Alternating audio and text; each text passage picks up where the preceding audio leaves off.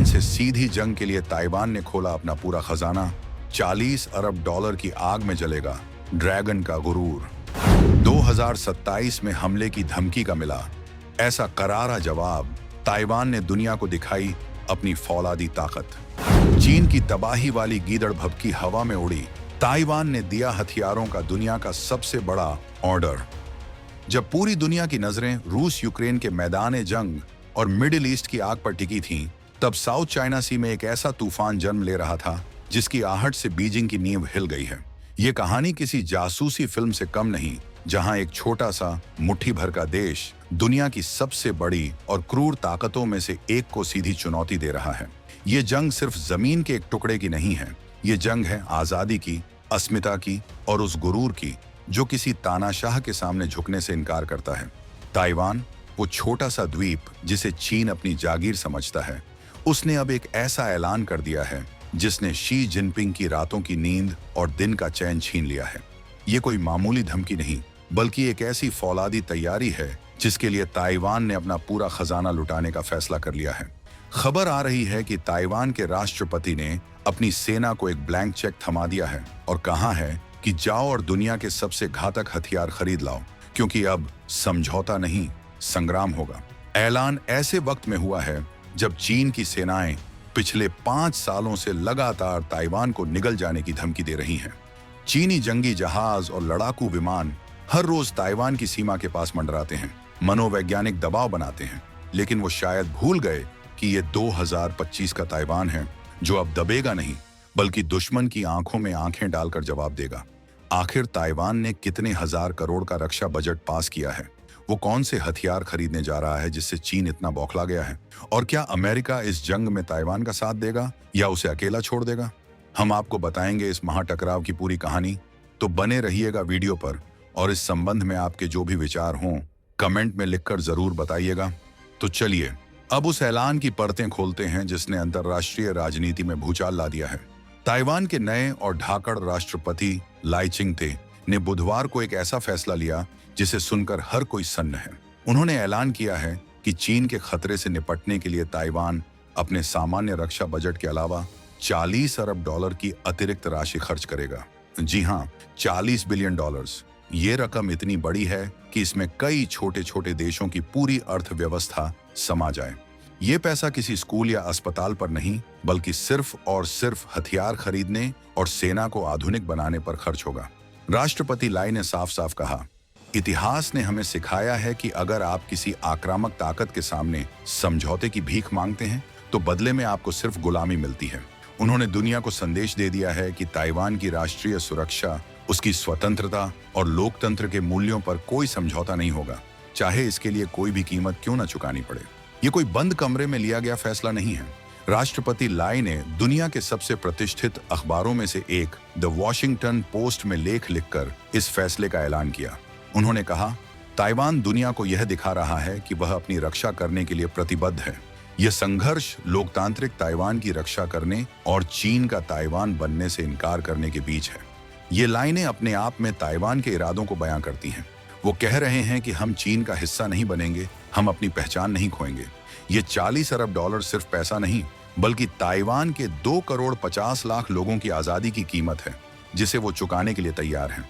ये उस छोटे से देश की हुंकार है जो कह रहा है कि हम आखिरी सैनिक और आखिरी गोली तक लड़ेंगे, लेकिन शी जिनपिंग के सामने घुटने नहीं टेकेंगे। जैसे ही ताइवान ने अपने पत्ते खोले, बीजिंग में बैठे चीनी हुक्मरानों में खलबली मच गई।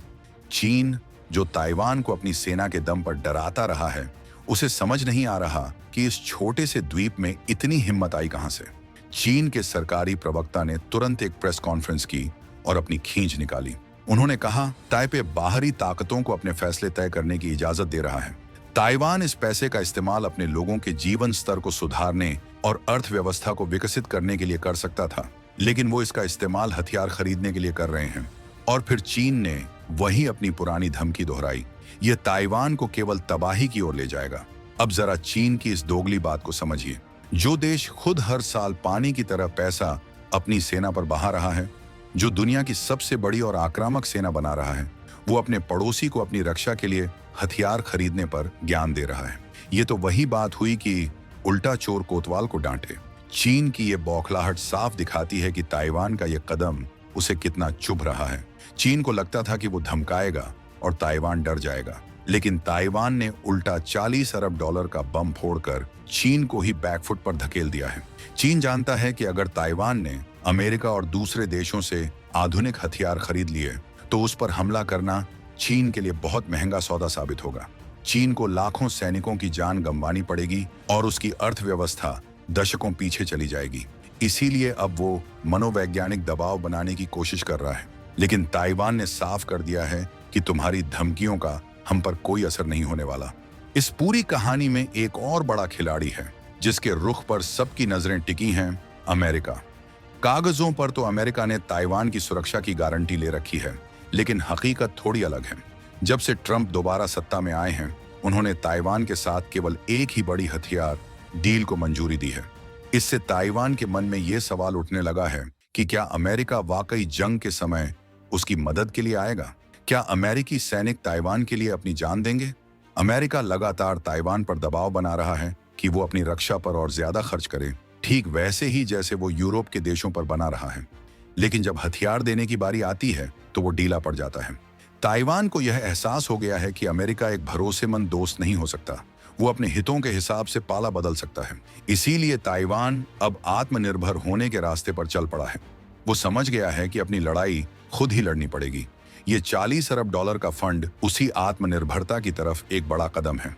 ताइवान अब सिर्फ अमेरिकी हथियारों पर निर्भर नहीं रहना चाहता। वो दुनिया भर से जहां से भी उसे बेस्ट डिफेंस टेक्नोलॉजी मिलेगी वो उसे खरीदेगा। वो अपनी खुद की मिसाइलें, अपने खुद के ड्रोन और अपनी खुद की पनडुब्बियां बना रहा है। ये स्थिति भारत के लिए भी एक सबक है। हमें भी ये समझना होगा कि अंतर्राष्ट्रीय संबंधों में कोई किसी का सगा नहीं होता। अपनी सुरक्षा की जिम्मेदारी अंत में अपने ही कंधों पर होती है। ताइवान ने अमेरिका को यह संदेश भी दे दिया है कि अगर तुम हमारी मदद नहीं करोगे तो भी हम लड़ेंगे और आखिरी दम तक लड़ेंगे।